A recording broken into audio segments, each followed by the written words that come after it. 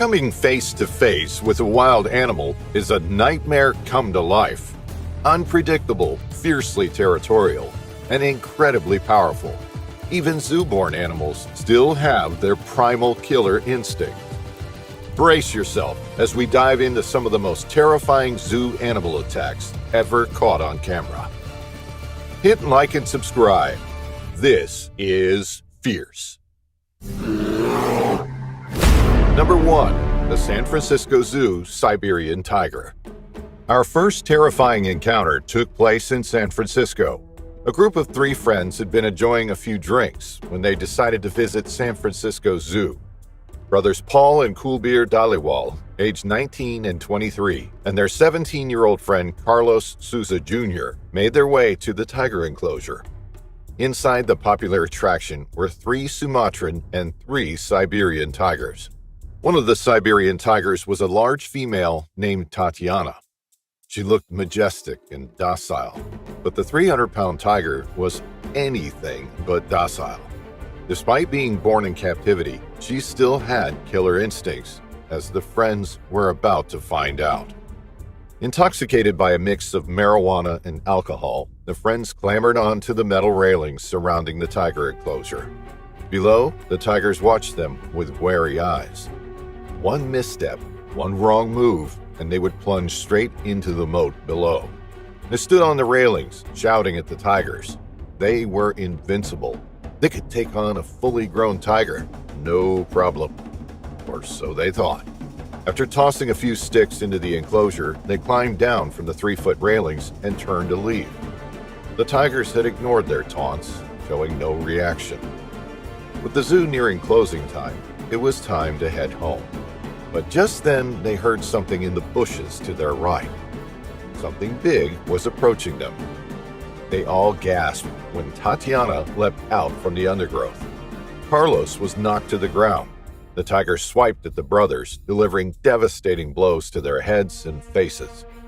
The brothers yelled and ran away, leaving Carlos to fend for himself. With Carlos pinned to the ground, she sank her teeth into his neck, ending his life in an instant.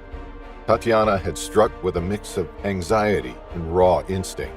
Gripping his head in her powerful jaws, she dragged his lifeless body from the bushes onto the walkway. But she wasn't finished yet. She could smell the blood from the 2 brothers. Bleeding heavily, they had left a trail behind them as they fled the scene. Kulbir sprinted to the zoo cafe, frantically begging for an ambulance. The staff didn't believe him. Despite clutching his brother's bloodied head in his hands, no one offered help. Instead, they locked the doors, refusing to let them in, fearing the men were drunk and posed a threat to other visitors. After 6 minutes, Tatiana appeared behind Kulbir and Paul, her eyes locked on her targets. Only then did the zoo employees realize that this wasn't a prank. This was very real. When police officers stormed into the zoo, they found Tatiana near the brothers. She lay just feet from Paul, standing guard over her dying prey. She wasn't hungry. She had acted out of fear, eliminating the perceived threat. Turning her head toward police officer Daniel Cross, she then shifted her focus back to Paul. Without hesitation, she mauled him, his agonized screams filling the air as his life slipped away. Daniel couldn't get a clear shot. He risked hitting the victim. But when Tatiana turned and began trotting toward him and his partner, he had no choice. Taking aim, he fired. The bullet struck its mark, and Tatiana collapsed to the ground, dead. Kulbir and Paul were severely injured, but survived the ordeal. However, Carlos and Tatiana both lost their lives that day. But it isn't just animals that escape their enclosures that cause devastating attacks. Number 2. Alaska Zoo Polar Bear. In 1994, Binky the polar bear made news headlines across the world. Binky was held in the Alaska Zoo in Anchorage. His concrete enclosure was hardly the enriching environment for such an enormous and highly intelligent animal, but it was all he was entitled to. He had a fearsome reputation. In 1983, the 1,200-pound polar bear ripped the finger off one of the keepers. But that didn't stop 29-year-old Australian tourist Catherine Warburton from getting close to it. She wanted an up-close and personal shot of the impressive bear. But she didn't realize just how close and personal she was about to get with Binky. Catherine leaned forward and pointed her camera at Binky. In a split second, the polar bear struck out. He grabbed Catherine with his immense paws and pulled her against the bars. Catherine screamed in terror. Binky sunk his 3-inch claws into Catherine's flesh. He bit down with his powerful jaws and pulled at her leg. Immediately, other visitors jumped to Catherine's aid. They ripped branches from overhanging trees and began hitting Binky on the head. But Binky held on. This was all the stimulation he craved in his sad, deprived enclosure. Then, when a few terrifying minutes had passed, Binky released his grip on Catherine, and she was pulled free. The young tourist was rushed to the hospital, where she was treated for a broken leg and deep lacerations and bruising across her body. Binky proudly paraded his enclosure with Catherine's pink shoe in his mouth. Catherine's ignorant actions had nearly cost both her and Binky their lives. Number 3. London Zoo Gorilla. Typically, escapes from zoos are, thankfully, relatively rare. In one incident in 2016 in the UK, Kumbuka the gorilla escaped from his enclosure in London Zoo, and visitors were ordered to seek cover from the 400-pound ape. But Kumbuka, nicknamed the Gentle Giant, never left staff quarters, and the only damage he inflicted was by consuming 5 liters of undiluted blackcurrant squash in the service corridor of the staff block. He was safely returned to his enclosure, and no one was harmed in the incident.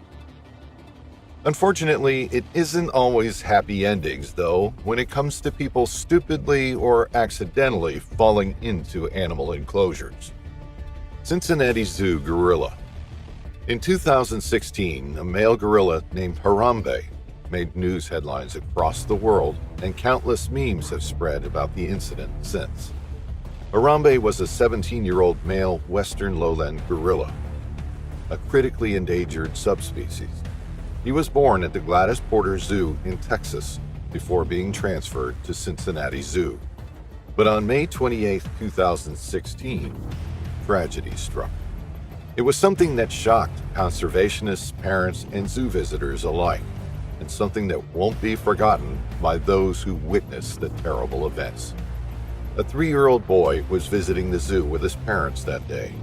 They made their way to the gorilla exhibit, but while the parents were looking at the gorillas below, the curious boy crawled under the protective barrier, through some bushes, and fell 15 feet into the shallow moat of water.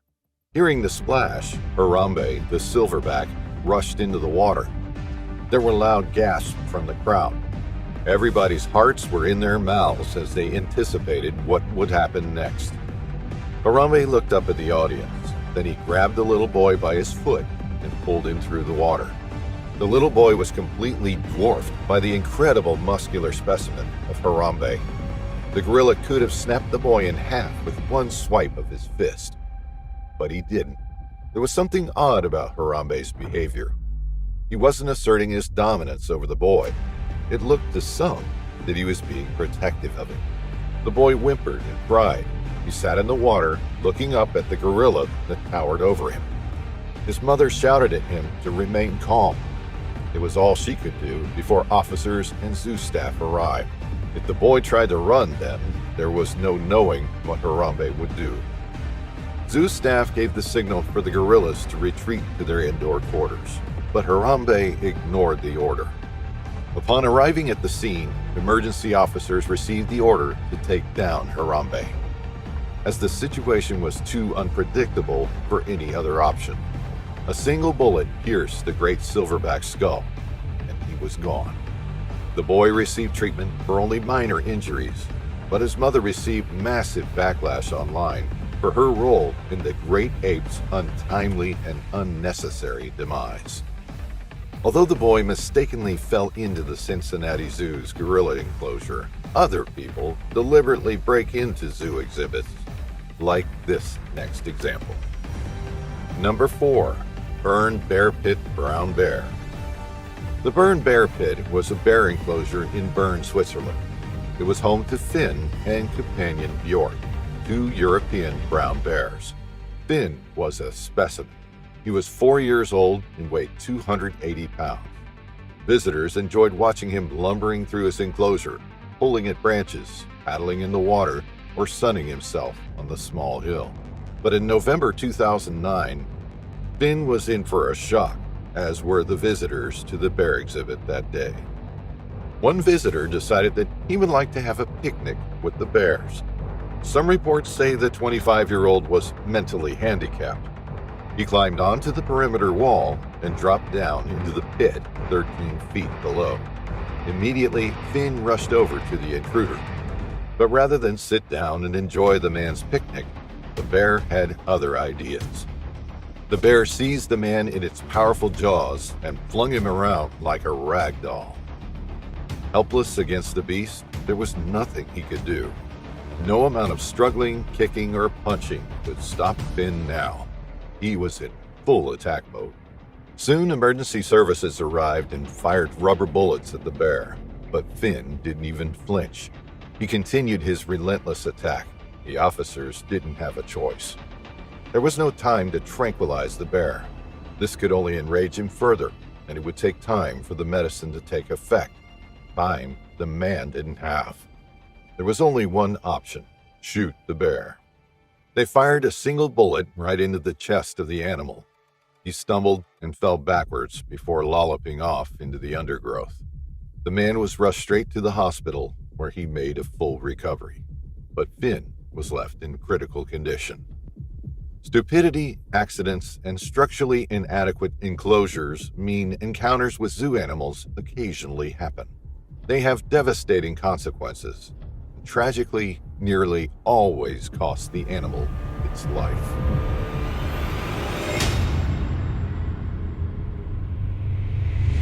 It was the 1st of November 2012. The big game hunting season was underway in southern Oregon. As usual, plenty of people with varying degrees of experience and skill wanted to try their luck at bringing down game, some for meat, others for sport. 22-year-old Alex Machado and his friend 24-year-old Nathan Shin were among the hunters that season. Machado was from Medford, Oregon, while Shin was a Phoenix native. The two of them were good friends, and they trusted each other in a hunt. At some point, they'd settled on the area around Medford as their hunting ground. When November 1st came around, the two young men set out into the wild, ready for the kill. Located some 27 miles north of the Northern California border, Medford is the county seat of Jackson County, Oregon. The area is much drier and sunnier than many other regions in the Pacific Northwest and Oregon. The climate is also warmer, both in summer and winter, but the area surrounding the city is rich in wildlife.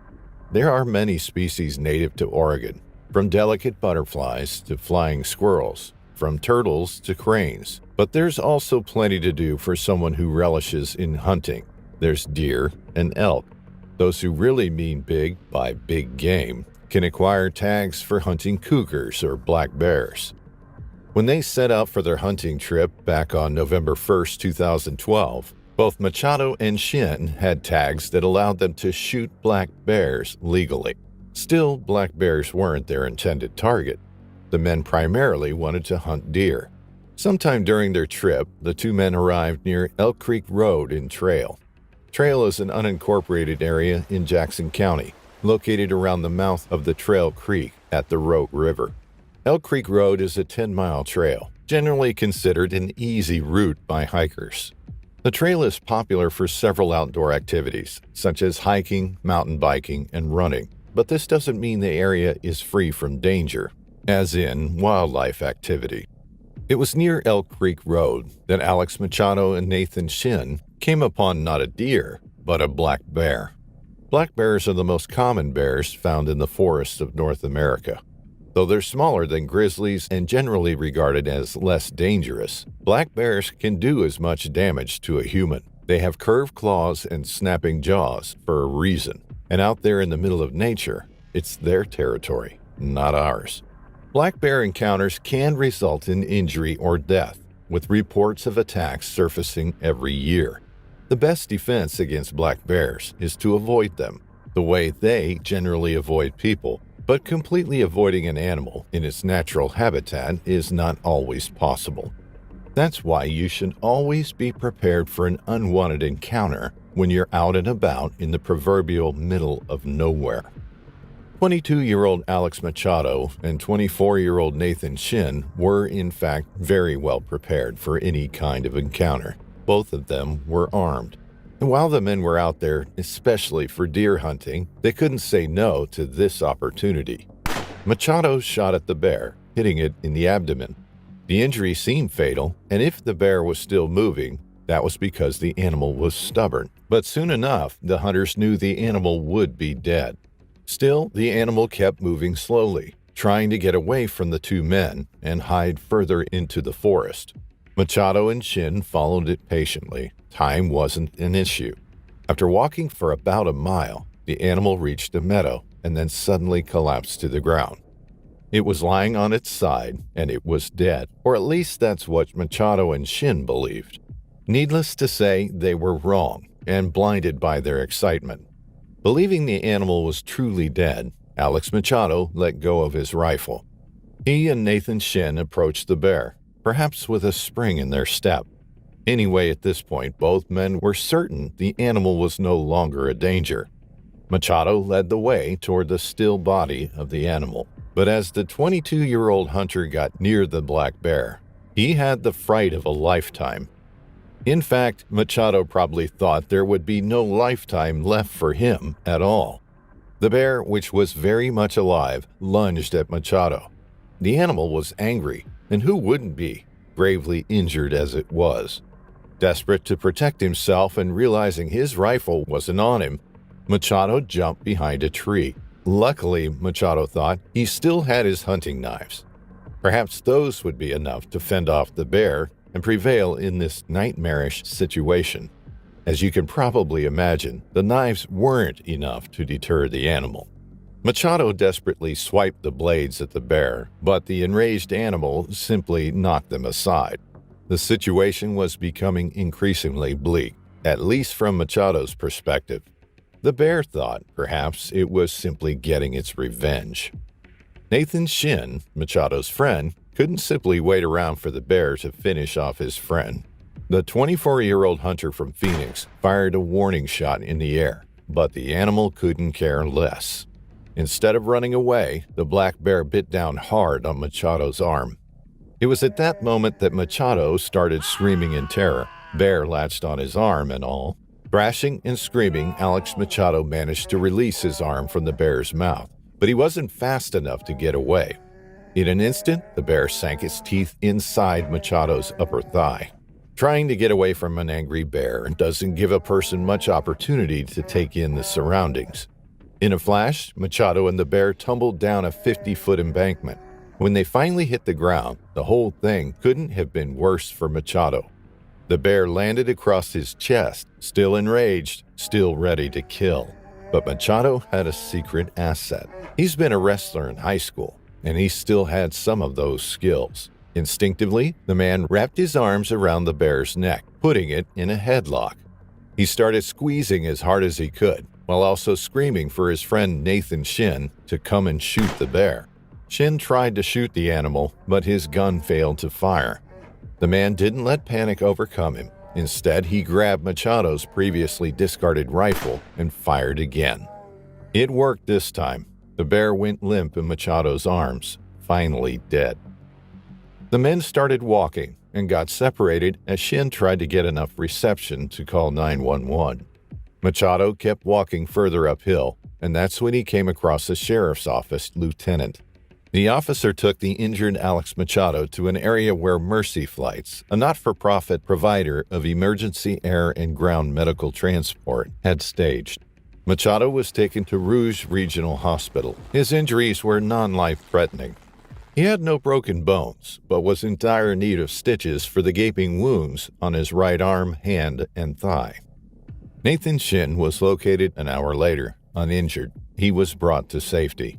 Because neither of the hunters remembered the exact location of the dead bear at the time, efforts had to be made to locate it. After this incident, the Jackson County Sheriff's Office warned hunters to be cautious. The office advised that when killing any type of game animal, always approach it from the front to make sure if it's indeed dead.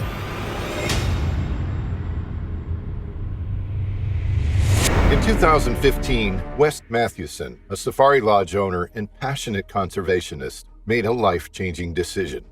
He rescued 2 lion cubs, just 1 week old, from a local farm where lions were bred for trophy hunting. The farm's practice of raising the lions until they were old enough to be hunted deeply disturbed Wes. But it wasn't just his soft heart that encouraged him to make the decision to rescue them. He also saw a business opportunity of his own. These particular cubs, 2 rare white lionesses, not only captured his heart, but they were likely to draw in visitors to his Lion Tree Top Lodge. This was Wes's home, located near the famed Kruger National Park in South Africa's Limpopo province.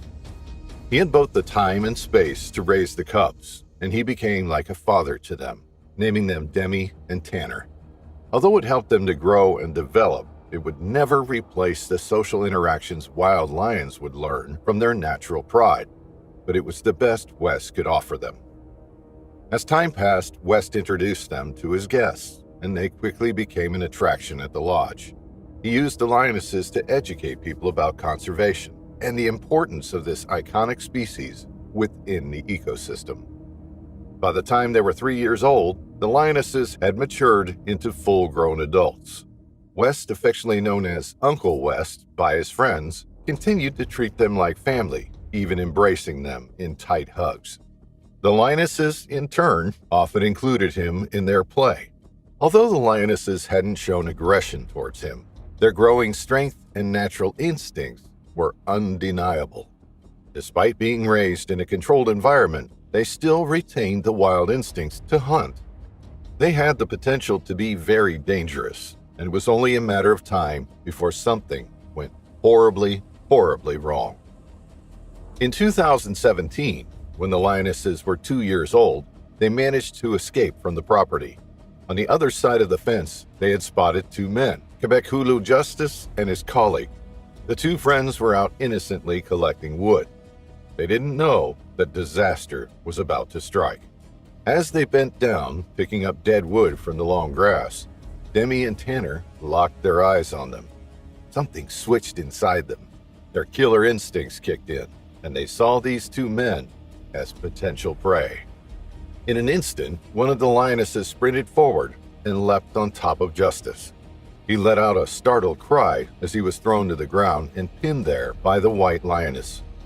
Justice's colleague screamed and began throwing stones at the animal to drive it away, but she bit down and Justice screamed out in pain. Then, seconds later, the lioness jumped off and walked away. It had been a moment of pure instinct, but its impact had been devastating. The friend helped Justice off the ground and half carried, half dragged him to safety before calling for an ambulance. Justice, who was diabetic, sustained severe injuries and, despite receiving medical attention, passed away a few days later. Doctors couldn't conclusively determine whether the attack or his underlying health condition was the cause of his death. In response to the tragedy, Wes expressed his belief that the lioness's actions were not driven by aggression, but rather an instinctual desire to play. He argued that had the lioness intended to harm Justice, then he would have been torn to shreds in a matter of seconds, and she wouldn't have let him go. Whether or not Wes' statement was entirely accurate, it highlighted the immense strength that both Demi and Tanner possessed. Despite being raised in captivity, they remained wild animals at their core, and the incident served as a stark reminder of the inherent dangers in caring for such powerful creatures.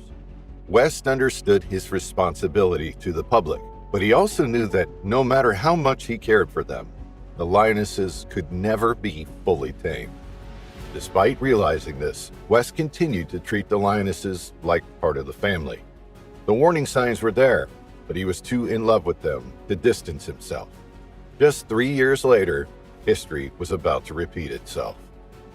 It was August 2020. The The lionesses were now 5 years old, and West was 69. The day began as any other.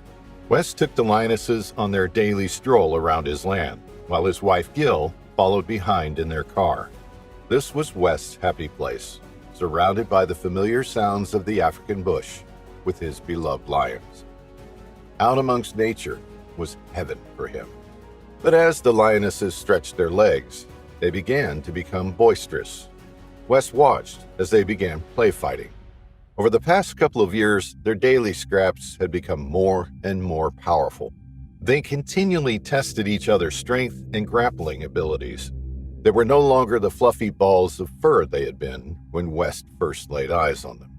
They were now built of pure muscle. Unfortunately, they still saw West as one of them. Just as they would play fight with others in their pride in the wild, they wanted to do the same with West. Suddenly, one of the lionesses let go of the other and turned and leapt on top of West, but he couldn't fight back in the same way a fully grown lion could. He was flattened by one lioness. She straddled him, and he yelled at her to stop, but she was too focused on the game. She was too focused on the fight. She didn't hear her master's call. Seconds later, the lioness snapped out of her frenzied state and jumped off West. Gil rushed to his side, but he was gravely injured. He was losing consciousness as he looked up into Gil's eyes. She hurriedly called the emergency services, but it was too late. Tragically, West died in Gil's arms. Everything had happened so quickly. What had started out as a routine walk had ended in unimaginable tragedy for the family. Some may say that West was foolish for treating the lions as pets rather than wild animals, but he trusted them with his life. He was all they had known. He had cared for them since they were defenseless, week-old cubs. He had nursed them as a female lion would have done in the wild, and he had given them the space they needed to grow and develop into the adult lionesses that now stood before him. But they had betrayed him. His family didn't believe the killing was intentional. They believed that it was rough play gone wrong, and insisted that Demi and Tanner would not be harmed. It is what West would have wanted. He was an inspiration to his family and conservationists alike. His kindness and determination to make a difference would not be forgotten. But what happened to his beloved lions? Demi and Tanner were tranquilized and removed from the property. Although they had been responsible for the death of their loved one, the family felt heartbreak over losing the lions too. They had been such a huge part of West's life over the past 5 years, and had brought so much joy to visitors to his lodge that saying goodbye to them was another huge loss. But they took comfort in knowing that they were going to an endangered species center where they would be cared for in the best possible environment for 2 captive lions, with the potential for release into the wild at a later date. For West, his journey ended there, but his legacy lives on, and he will always be remembered as the man who walked with lions.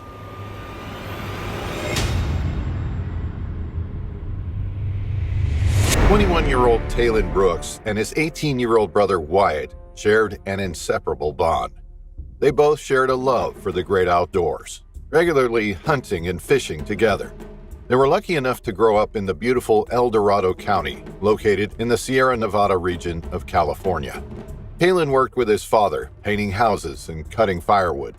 His younger brother was enrolled in a local firefighter academy and hoped to one day join the State Department of Forestry and Fire Protection. The woods and the countryside were their playground, and even as they grew up, they continued to venture outdoors together. One of their favorite activities was hunting for shed antlers during the springtime. They had to time it before the grass grew too long, but it was something they had done all their lives, and Saturday, March 23, 2024, was no different. The pair headed up into the hills near Kelsey that afternoon. It was around 1 o'clock, and it was the opening day of youth turkey season, so the brothers decided not to carry any firearms. Instead, Wyatt just brought his backpack to collect any antlers in. As they walked across the uneven ground, their eyes scouring the grass, their scent had been picked up in the air. A predator was approaching them. Stealthy and silent, it moved closer. It was a mountain lion. Unbeknown to Talon and Wyatt, it wasn't just watching them, it was stalking them. The brothers cut down onto the dirt track that took them along the side of the hill. They knew this place like the back of their hands. It was always great to be out and about together. But suddenly, just ahead of them, the mountain lion stepped onto the track. The brothers froze. Their hearts began leaping in their chests as their eyes met with the beast's. It stood still for a few moments, not blinking, not twitching, just staring at the pair.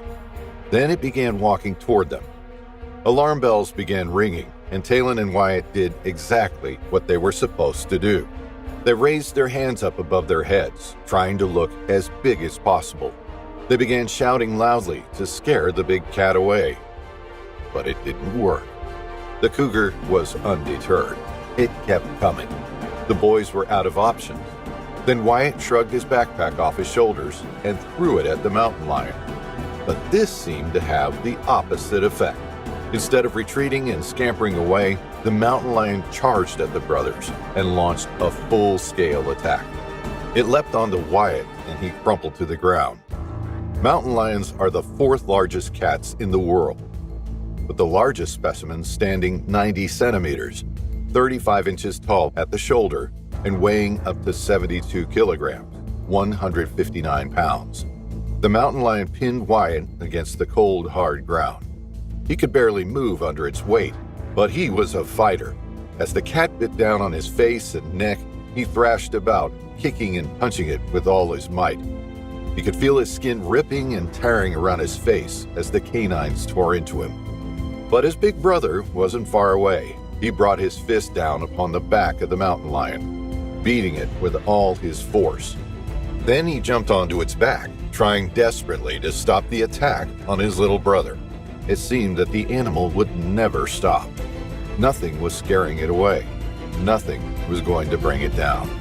There was no phone reception. There was no way of calling for help. The brothers were on their own. They had the biggest fight of their lives on their hands, and they weren't giving up. But the cougar had other ideas. When Talon leapt on top of the mountain lion, it jumped off Wyatt. The 18-year-old lay dazed for a few seconds. His face was torn and shredded. He looked over at Talon. The mountain lion was mauling him. It had his jaws secured around the young man's throat, and the youngster was growing weaker. Wyatt knew time was running out. It was a never-ending nightmare. The wild animal was so determined to make a kill that it seemed no amount of force would stop it. Wyatt only had one option left. He needed to call for help. He sprinted back toward the car. They had left it further along the track. He pumped his arms beside him. His chest and legs were burning, but he knew that every second he took was a second longer that Talon didn't have. Finally, he reached the vehicle and pulled out his mobile phone. Mercifully, there were signal bars showing in the top of the screen. He made a desperate call to 911, then leapt into the car and screeched back down the track to where he had left his brother. But a shock was waiting for him. Talon and the mountain lion were gone. There was a pool of blood where the fight had occurred, and that was it. Wyatt screamed for his brother, but there was no reply. There was an eerie silence in the air. Moments later, paramedics arrived on the scene and deputies from El Dorado County Sheriff's Office. Wyatt was lifted into the back of the ambulance and rushed to the hospital in Placerville, not knowing he would ever see his brother again. The deputies hurried to find Talon. They knew time was against them. They followed a blood trail and where the vegetation had been flattened. Not far from where the initial attack had taken place, they found the mountain lion. It was crouching next to Talon. It was still not showing any signs of retreating. It wasn't intimidated by the approaching officers. They lifted their weapons, but didn't want to risk striking Talon. They didn't know if he was dead or alive at that point. So instead, they fired a warning shot. At the sound of the loud crack, the mountain lion sprung to its feet and ran away. Talon remained still. The officers rushed over to him and rolled him onto his back. He had puncture wounds on his neck. Tragically, he had lost too much blood and was already dead when they reached him. It was a terrible and devastating end to a young man's life. He was out doing what he loved with the person he loved most in the world when tragedy struck.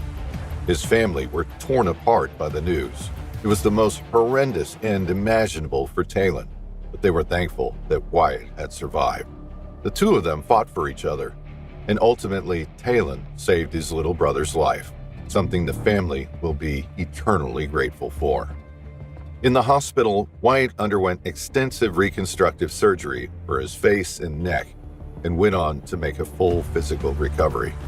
Later that same afternoon, wildlife officers with the California Department of Fish and Wildlife and a trapper arrived at the site of the attack. The way the mountain lion had attacked the two men, something had to be done about it to ensure nothing like that ever happened again. They tracked the animal down, then one of the officers raised his rifle and squeezed the trigger. DNA analysis confirmed that the officers had killed the lion responsible for the attack.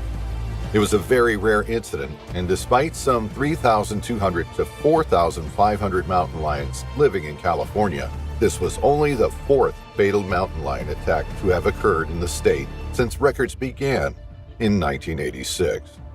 The last regulated mountain lion hunt took place in 1972. But following the tragedy that weekend, many began speaking about how California should manage its cougar population. Talon's family set up the Brooks Brothers Support Fund to help them through the difficult time ahead and help support Wyatt as he recovered at home. Nothing would bring Wyatt's brother and best friend back, but the support from the local community, friends, and family slowly began to heal the wounds left by such a devastating loss.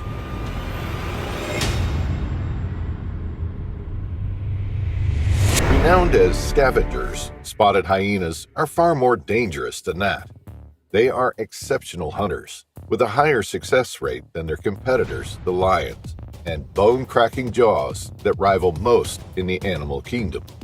Although they are on many tourist lists when they visit some of Kenya's infamous game reserves, they are proving to be a deadly presence for locals. Nairobi National Park, located just on the edge of Kenya's bustling capital, is one of the most iconic wildlife reserves in the world. Although it spans a modest 45 square miles, small by African standards, it's incredibly rich in biodiversity. Its close proximity to urban neighborhoods make it easily accessible for both local residents and international tourists seeking an authentic African safari experience. However, while thousands flock to catch a glimpse of Africa's wildlife inside the park, a different and far more dangerous story has been unfolding just beyond its borders. The southern boundary of the park remains unfenced, leaving nearby communities vulnerable to wildlife venturing out. Among them, some of Africa's most dangerous species, including lions, leopards, buffaloes, rhinos, hippos, and perhaps most unnervingly, spotted hyenas. In recent years, chilling encounters with the hyenas have been becoming more frequent. These aren't incidences of accidentally stumbling across a hyena when walking along the reserve's boundaries. The hyenas are actively seeking out livestock and humans. Easy prey compared to the nimble and powerful antelope they sometimes take down in their own territories. By early 2023, hyena sightings outside the park have become routine, prompting the Kenya Wildlife Service to issue repeated warnings. Locals were advised on how to respond if approached by the animals. Livestock killings became widespread, devastating rural families who relied on their animals for survival. Many residents accused authorities of neglect, claiming their pleas for intervention fell on deaf ears. But the situation was about to get worse, a lot worse. It escalated tragically beginning in late 2023. A 9-year-old boy was dragged into a swamp by a pack of hyenas and killed before villagers could intervene. Soon after, Joyce Wambui was fatally attacked on her early morning walk to work. Then in January 2024, the community was rocked again when 10-year-old Dennis Teya was killed near his home. He had been walking with friends when a group of hyenas emerged. The children fled, scattering into the nearby community, but Dennis didn't make it. His body was later found near a swamp, partially eaten by one of the predators. The Kenya Wildlife Service responded by intensifying efforts to drive the hyenas out of residential areas, but the animals had grown bold, prowling villages by dusk. They would be waiting for villagers to return home from work. No one was safe, and the Ministry of Education was urged to delay school start times to protect children walking in the early hours of the morning. People began to feel afraid in their own homes. They didn't want to go out, not knowing if they would return. They had nothing to protect themselves. Even traveling in a group didn't seem to prevent the attacks. And things were still about to get worse. On February 5, 2024, Kevin Mwendwa, a 21-year-old engineering student at Multimedia University, was gathering firewood near the forest with his friend, Anthony Pasha.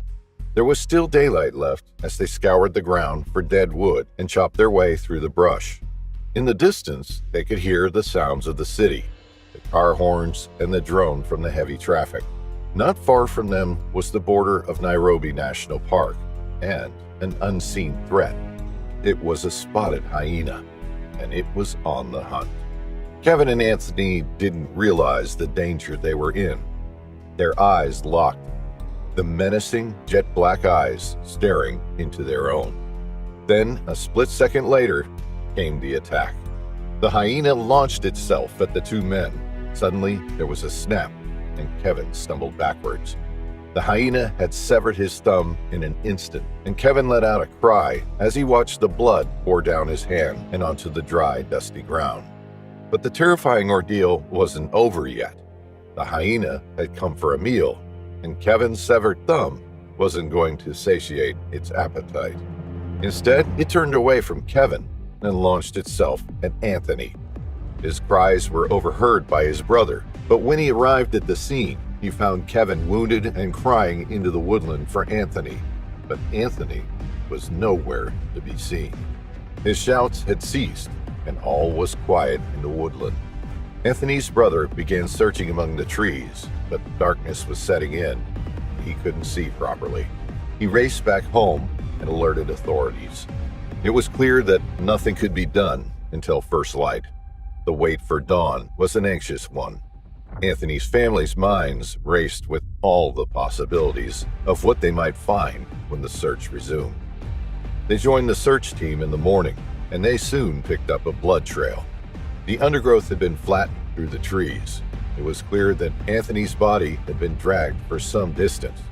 There was no sign of life, no indication that Anthony may have gotten away and be hiding somewhere. And it wasn't long before their worst fears were realized. The trail led them out of the woodland towards an opening beside a stream, and that's when they made a gruesome discovery. Standing over the remains of a body was the hyena, its jaws tainted red, its jowls dripping. It looked up from its meal at the approaching rescue party, and an officer raised his rifle and shot it dead. They couldn't take any chances. The body of the hyena was sent off for analysis. Given the few remains of Anthony left by the hyena, it was clear that this was a predatory attack. It had singled out the two men and preyed on them. Female spotted hyenas, often larger than males and weighing up to 155 pounds, are remarkably strong. Their bite can shatter bones more effectively than a brown bear's bite, and they're capable of chasing prey at speeds up to 37 miles per hour over long distances. News of Anthony's death spread rapidly, sparking outrage. For Anthony's family, who had already lost livestock to hyena attacks, the loss was devastating. They had now lost a son and brother, and the community felt abandoned by those in power. Although hyenas are feared for their aggressive image, actual attacks on humans are quite uncommon. In Kenya, evidence shows that 90% of livestock targeted by hyenas were not protected by thorny enclosures or secure pens. Fencing proves to be an effective deterrent, as hyenas are generally wary of human presence. In fact, They are known to have the longest flight distance of any African predator, often retreating when people are still as far as 300 meters away. However, this caution fades after dark. Hyenas become significantly more daring at night. When they do turn to hunting humans, they tend to target the most vulnerable: women, young children, and the elderly or infirm. Despite the alarming rise in attacks, Nairobi isn't facing anywhere near the devastation from hyena attacks as some other African cities. Residents from Addis Ababa in Ethiopia, for example, are in a living nightmare. There are thought to be some 1,000 urban hyenas roaming the city streets, scavenging from piles of rotting garbage and preying on feral cats and dogs. And most hauntingly of all, there are occasional stories that make the headlines of infants being snatched from sleeping mothers in the streets or children falling prey to their insatiable appetite. For now, Nairobi has the chance to stamp out this problem before it gets out of control. But no matter how much the authorities do to deter these attacks, it will always be too late for Anthony and his family.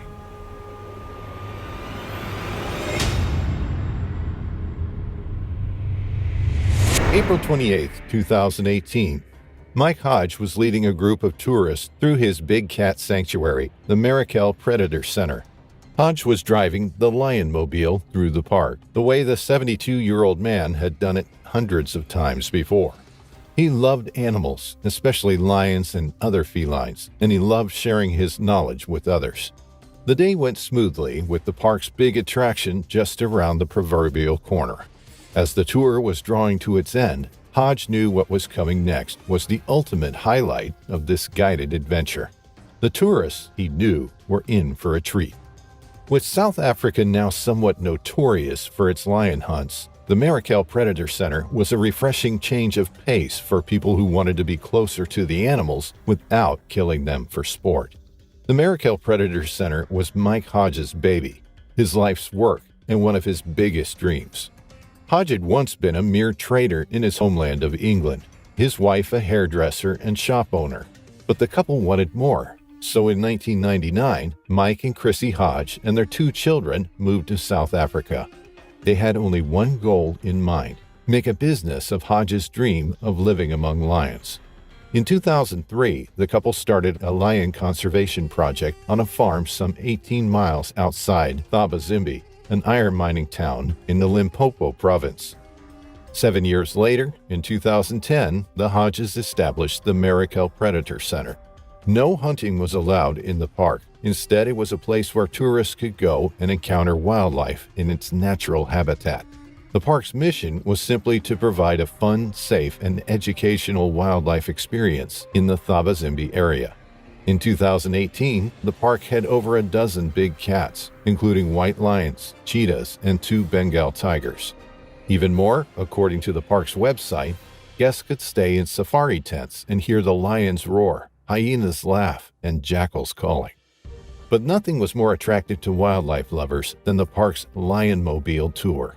Mike Hodge guided the tour himself, driving the tourist-filled truck around the sanctuary among the free-roaming animals. The tour was the perfect way for tourists to get close and personal, but not too personal, with big cats. Here's what the sanctuary's website had to say about the Lion Mobile tour. "I can promise you that Shamba will jump up and look you in the eyes. He also sits on top of the truck whilst we take the drive through the camp." It was a big promise, and Mike Hodge always wanted to deliver. On April 28, 2018, the day's group of tourists were all in the truck, held safe by a cage. This way, the tourists could come face to face with the lions without risking getting hurt. There were chickens on top of the cage. Hodge had put them there to catch Shamba's attention and lure him on top of the cage. Shamba was a 10-year-old male, which Hodge had hand-reared and bottle-fed himself. They were old friends. Still, Hodge knew the animals were dangerous and tried to minimize the risks any way he could. Once the truck got inside the enclosure, the chickens did their job. Shamba appeared out of nowhere, got on top of the cage, and began to feed. The tourists were more than amazed. They were delighted. They snapped photos of the lion, undoubtedly thinking about sharing them with friends and family. It was a once-in-a-lifetime kind of experience, and Shamba was beautiful, with the exact proud look a lion should have. But as his jaws opened wide to take another bite of the meat, there was no mistake. Those huge, sharp teeth could snap in half more than chicken bones. Luckily, there was a cage separating the potentially tasty group of humans from the mighty animal. After Shamba finished his meal, it was time for the tour to end. Shamba had already climbed off the truck. Hodge drove the vehicle to the exit gate. Shamba was still a little too close for comfort, but Hodge and his employees had implemented a now tried and tested routine in order to get the lion away from the vehicle and exit safely. Shamba was standing in the grass a few yards away from the vehicle when one of Hodge's employees called to the lion to lure it away. The man used meat to entice the animal, but Shamba seemed more reluctant than usual. He was sniffing at the grass as if he was undecided whether to continue walking or not. "Shamba, come on," the employee outside the fence called again, throwing another piece of meat toward the lion. It was enough to convince the animal to keep walking. With Shamba now heading away from the truck, Hodge jumped out of the vehicle and headed toward the gate to open it. The man made a quick stop to check the grass and appeared to kick an object. Afterwards, he turned back toward the gate. But something happened. Something inexplicable. It all happened in a flash. For some unknown reason, Shamba the lion broke the well-established pattern. Instead of focusing solely on the meat, the lion turned around, back toward the truck. That's when the animal spotted Hodge, who was out of the truck, which meant he was defenseless. Hodge knew how to interact with his animals, but some things can't be explained or avoided. The man started running for his life, but it was no use. He was no match to Shamba. It took a mere 3 seconds for the animal to close the distance between them. Hodge had almost made it inside the vehicle's cab, but the lion pulled him to the ground and bit down close to the man's neck. Then Shamba dragged the man further inside the enclosure. It was as if the man weighed nothing at all to the animal. Inside the truck's cage, the tourists watched in horror. Some of them began screaming and shouting for help. Others started crying, unable to tear their eyes away from the gory scene. "Get a gun," a man shouted. For a moment, Shamba seemed to let go of Hodge, but it was only that, a moment. The lion quickly grabbed the man again and dragged him behind a nearby bush. "Shoot," someone urged. A gunshot followed, and then another, and another, and another. There was no movement behind the bush. "Someone get a rifle, just in case," a man then said. Finally, an employee at the park managed to get a rifle and shot the animal dead. Mike Hodge was still alive, but badly hurt. His jaw was broken, and there were several gashes to his neck. The 72-year-old was rushed to the hospital, where he underwent life-saving surgery. A hospital photo showed Hodge smiling in his hospital bed, with a bandage on his neck and a breathing tube after the terrifying ordeal. Despite the photo, though, and Hodge's physical recovery, the man was left traumatized by the whole ordeal. The sudden aggression and subsequent death of the lion he had once fed from a bottle took a toll on Mike Hodge and his family. He is very upset about the loss of Shamba, and I think he is trying to put up a brave face, but he is really battling to come to terms with what has happened, said the family's spokesperson.